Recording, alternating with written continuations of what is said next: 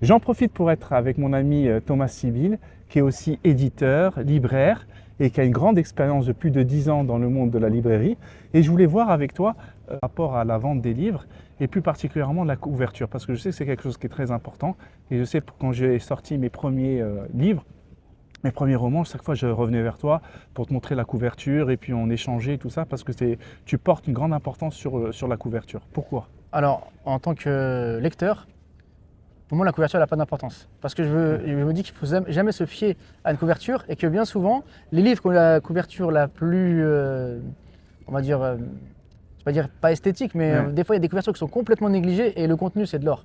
Ouais. Et des fois, à l'inverse, il y a des livres qui ont des super belles couvertures, on sent que la couverture a été très bien travaillée, mais à l'intérieur, c'est catastrophique. Donc, Là, tu me plombes la discussion. Non, mais là. moi, c'est-à-dire qu'en tant que lecteur, moi, je ne fais pas du tout attention à la couverture. Et même, j'ai découvert plein de trésors en faisant le contraire. Quand je voyais une couverture qui ne payait pas de mine, je me dis tiens, il doit y avoir un trésor à l'intérieur. Et c'est comme ça que j'ai découvert des livres extraordinaires que j'ai réédités chez Héritage d'ailleurs avec une belle couverture parce que je savais que les gens n'allaient pas faire attention. Mais moi en tant que lecteur, c'est justement quand la couverture n'est pas travaillée, je me dis il y a quelque chose derrière. Peut-être qu'il y a de l'or à l'intérieur. Mais bon, ça c'est une parenthèse. Après, en tant qu'éditeur et en tant que libraire, effectivement la couverture ça fait tout.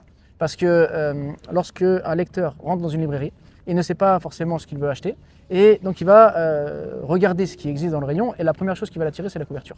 Donc si la couverture est bien travaillée, automatiquement il y a des chances que le livre se vende. Si la couverture n'est pas bien travaillée, il y a peu de chances que les gens y fassent attention.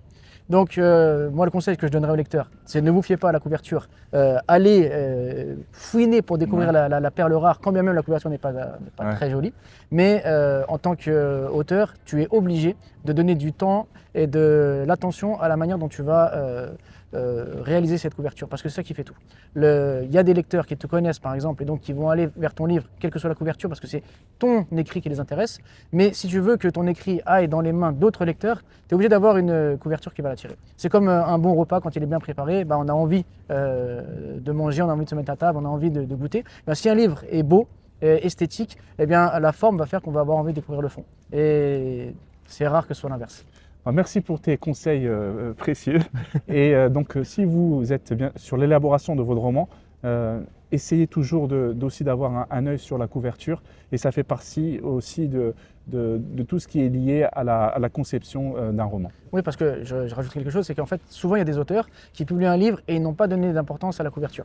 Ensuite, quand ils voient que le livre ne fonctionne pas et que moi je vais leur faire la remarque, oui, mais la couverture, on dirait que c'est un livre pour enfants alors que c'était un livre pour ados, ou bien on dirait que c'est un livre pour adultes alors que c'était un livre pour enfants. En fait, ça veut dire que la couverture va induire en erreur.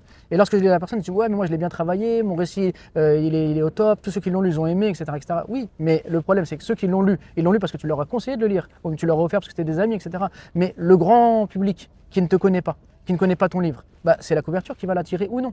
Donc il faut vraiment penser à toutes les étapes.